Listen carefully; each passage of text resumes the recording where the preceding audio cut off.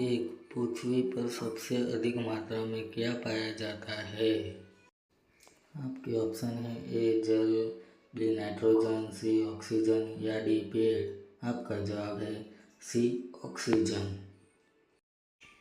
2. किस राज्य में सबसे पहले सूर्य डूबता है?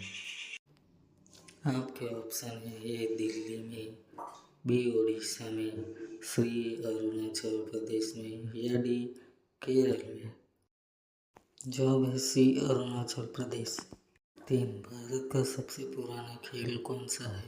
आपके ऑप्शन है A kabaddi, B football, C hockey या डी क्रिकेट। जवाब है ए कबड्डी। 4. ऐसा कौन सा जानवर है जो अंधेरे में भी देख सकता है? आपके ऑप्शन है ए चीता, बी कुत्ता, सी हिरन या डी बिल्ली। आपका जवाब है ए चीता।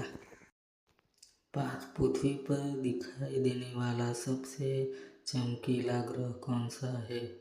आपके ऑप्शन है ए शनि, बी शुक्र, सी मंगल या डी बुध। आपका जवाब है बी शुक्र।